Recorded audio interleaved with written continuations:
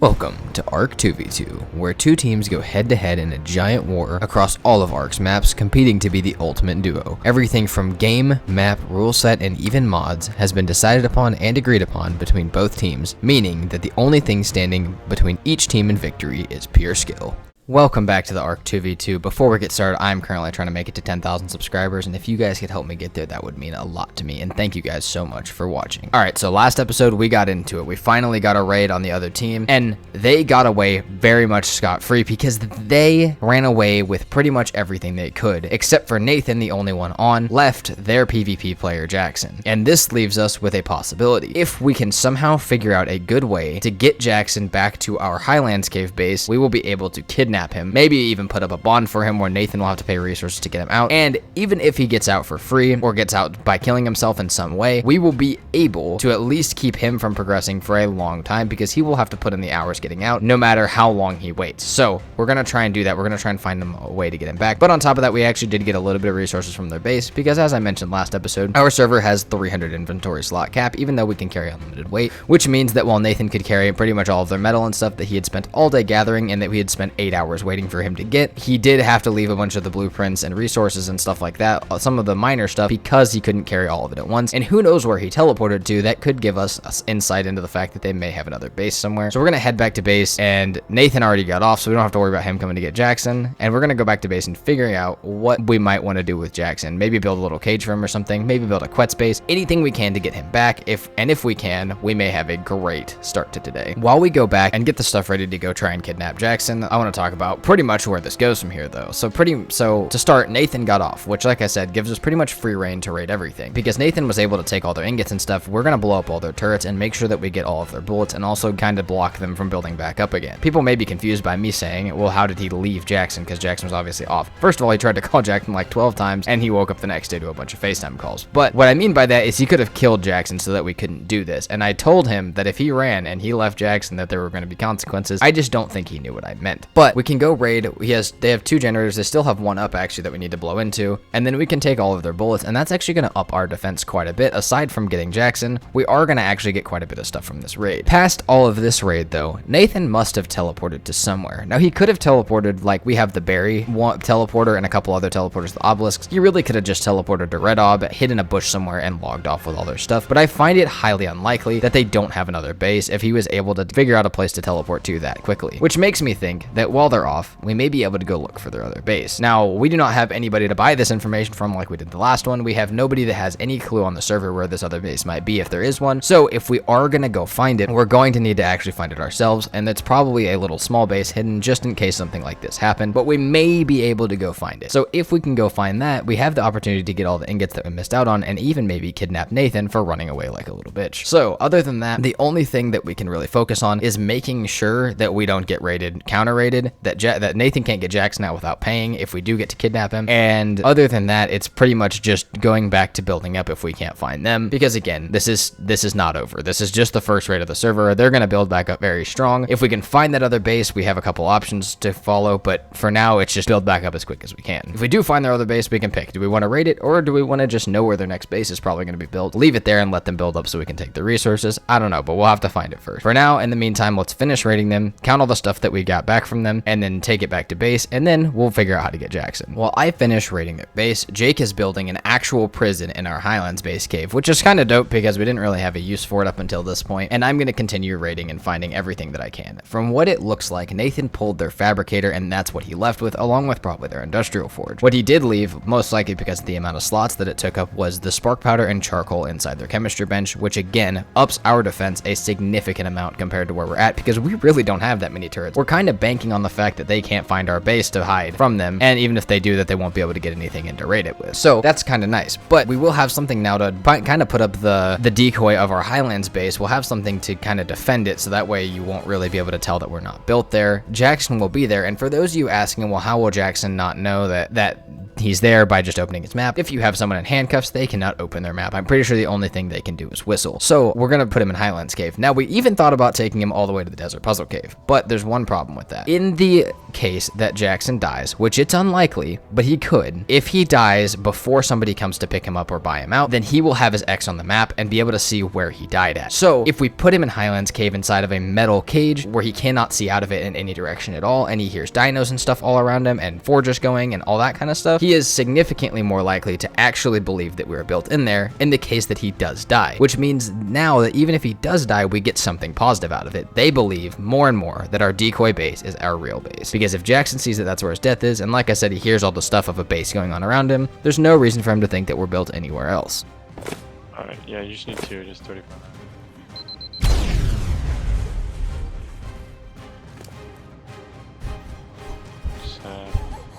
Holy stone, bro. God, feeling Oh, ingots. like, oh, man, that's a lot of enchant and a lot of. Our last vault of this raid opened up every single resource that we could need. Any basic resource that we could possibly need at this point in the game, we had now. They had tons of it stockpiled. And this had 400 slots of resources, almost, actually more than 500 slots of resources, meaning that Nathan, there's no way he could have carried nearly this amount of stuff out. On top of this, they had an otter that I was able to put on my shoulder, and again, infinite weight. As long as I can fit stuff in this otter, which also has a 300 slot cap, I am able to get as much of this as back to base as I possibly can. We have so much stuff for narcotics, ingots, bullets, charcoal. We got about 60,000 bullets total from them. We got about 40,000 ingots. We got about another 100,000 charcoal. We got the otter. We got so many different little resources. And while they're not made into anything yet, we will have to go through the time to do that. It is literally insane how much stuff they had at their base. And now we can leave this. Like I said, normally when we play this kind of stuff, because it's friends, because we're all on the same party, we are very competitive about it. But normally we leave a little bit of stuff for them to build back up with. That way it's kind of fun. And honestly, it's kind of nice because then they build back up quicker, you can raid them quicker. It kind of just keeps the server going faster if you leave them like 1,000 ingots and some electronics to get built back up. However, because Nathan ran with everything, we kind of just had to assume that they took that amount of stuff and just leave them. So now it's time to get Jackson back to base. Now we have him in handcuffs and we have a few options for what we could possibly do. You see, you can't really pick anybody that's like this. I didn't know if we could use our teleporters to pull him back. We tried to pick him just to make sure that there wasn't any weird thing that we could, or any weird glitch that we could pick him up with. So our two options that I have in mind at this point in time are to build our Quetz Fletcher into a cage and have one of us stand in the back and hold him while we're going back, or I'm pretty sure that I can grapple and then get on the griffin and keep my grapple out, because it's a tame where you can hold your weapon out on. So I should be able to grapple him, pull him while Jake flies the griffin, and we should be able to fly all the way back to base as long as Jake doesn't do any griffin dives. Orient me. Can we look straight down? Fly.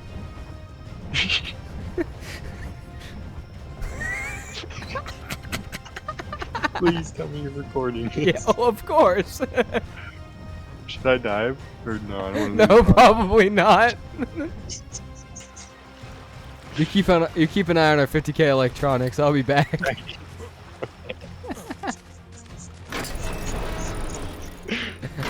The funniest shit of my life.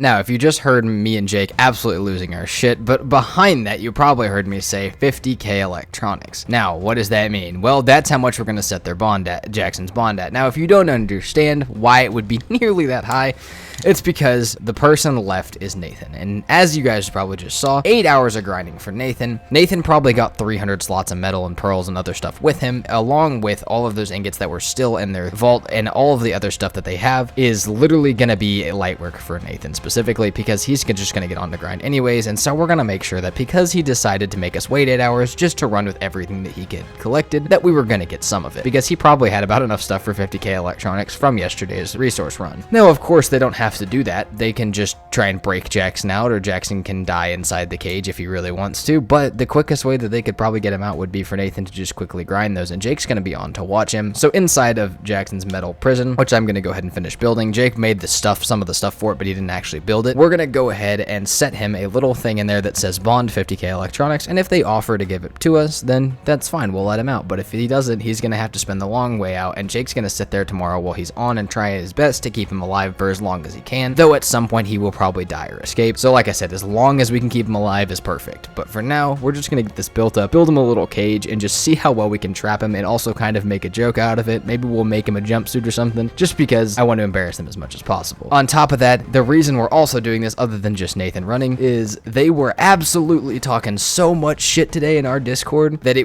there's no way that we wouldn't do it. They were saying how unscared they were, how easy this was going to be, how they were going to be like perfectly fine, they weren't scared of us, that even if we did raid them, that we weren't going to take that much stuff from them, and that Nathan was going to get away with it, which to be fair he did, but I don't think they really thought about me taking Jackson. So since they decided that they wanted to talk shit all day in the Discord chat, this is going to be kind of funny. We need to make a meme out of this so that they remember who they're talking to and who they're going up against. And after about an hour of messing around to make this meme, we had everything perfect. Jackson has an orange jumpsuit, he's in a cage, bond set at 50k electronics. We put a Dilo and a Beezle Bufo in here, named Guard 1 and Warden, and then I think we ended up putting a Guard 2 in here as well. Had him trapped. Like I said, if he wakes up, he'll probably pop through the cage. He will likely be between these. We also added the flashing lights and stuff. Ideally, we get him just set up perfectly, and then we're gonna take a picture and send it to the Discord and just honestly, like I said, cherish this nice little moment where we can keep them to remind them at least not like who we are, because we're not that great. And like I said, you know, I'm terrible at PvP, and they're probably gonna do this to me at some point, but just remind them not to talk too much shit, because we will be doing this stuff to them every single time that they do, and every single time that we get the chance. But I am kind of scared that it'll happen to us at some point. So we took one nice little memory of a picture with Jackson's body set there. We set it in the Discord as bond set for handy at 50k electronics, which is Jackson's Ark name. We set him a court date in chat just as a joke, because we assumed he probably wouldn't be in prison that long, but the idea was he had to pay up the bond by that time if they were going to pay to get Jackson out, and then, or else we'd probably, I don't know what we were gonna do, just kill him or move him somewhere more permanent. But for now, we had the meme made, we had everything that we could, and Jake was gonna watch him tomorrow while I was gone, and hopefully he would stay in there for at least a few hours, or in the perfect scenario, he stays in there all the way to the court date. Nathan pays up, and then we get to take it from him. On top of that, we also force-fed him rare mushrooms, just in case the chance that he can wake up blind as well. I don't know if the effect will stay or not, but if it does, great, and if it doesn't, oh well, it's just some rare mushrooms. But for now, we're gonna leave him for the night, and I'll be back tomorrow to see what happens with him. When I got back on the next day, good news, Jackson was still in the cage, and it seemed like he had decent health and that he had been on, but I only had 10 minutes to be on, and so rather than worry about Jackson, I needed to get back on progression really quickly, and it was time to just upgrade our crafting station to the max. We have so much room for all the cliff platforms we've built, which we haven't really done a base tour or anything like that yet.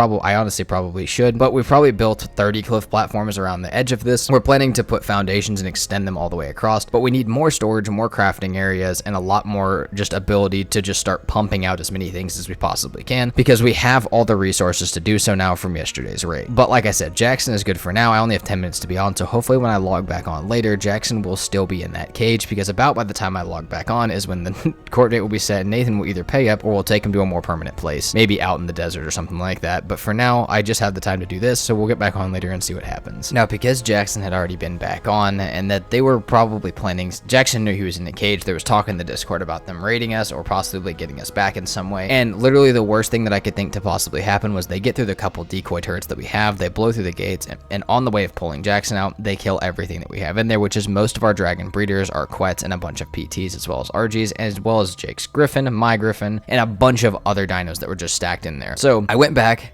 I talked about the fact that we had built an upper part to the base that we never used for anything, and I stored all of the flyers in this base. Now these flyers in here cannot fly for some reason. You get kicked off of them, which I know isn't a normal thing for caves, but we have that off. We have flying in caves on our servers, and it still happens in this cave, which is great for our base defense, but it sucks for having our dinos in here. So for now, I stacked all of the wyverns up here, so that way if they did break in to get Jackson out, they would have nothing to kill. They would literally just have a couple metal things to destroy, and that was about it. When I got back on, Jake had been absolutely demolishing everything that we could possibly need in the resource and the dino sectors. He had all the dinos tamed that we've talked about we needed. He'd been breeding all of them, collecting the eggs whenever we could. I was high enough level to finally build the egg incubator, and we were getting really well set up. On top of that, we had gotten a bunch of raw metal from the other team last night, which we had made into ingots, putting us at about 80k total for that raid. We had been getting on and off, both of us, to just get as many resources as we could and stockpile them. We had all the eggs, we had the incubators, we could start mutation hunting, stat hunting for the gigas, getting a whole bunch of breeders, resources for every single dino that we wanted and could possibly need, and we could really start building an army after we got up a little bit of more dino storage set up down below, which we'll do probably next episode. On top of this, we had been on for about 12 hours after that raid, and Jackson had not broken out just yet, though he had been on once or twice to look at his surroundings and figure out how hard it was going to be to get out and possibly where he was. But the purpose of the lights was also to help make sure that he could not tell where he was at, because you couldn't tell based off the lighting or anything like that if he was in a cave or outside. And it sounded like it had worked pretty good. He was still alive. Nathan had been on harvesting resources, and hopefully next episode they'll get back up, built back up. We get the 50k for Jackson, and maybe we even get another raid on them once they've collected more resources, because the only way that someone wins this server is if the other team quits, which means we have to keep hammering them whenever they start to feel high again to make them feel as low as we possibly can, not because we want to be that mean to our friends, but just because that's the only possibility of us ever winning. But that is going to all have to wait till next episode. If you guys enjoyed or are enjoying the series so far, please make sure to let me know down in the comments below. I am currently trying to make it to 10,000 subscribers like I mentioned at the beginning, and if you guys could help me get there, that would mean a lot to me. Either way, thank you guys so much for watching. I do truly hope you enjoyed, and I will see you guys next time. Peace out.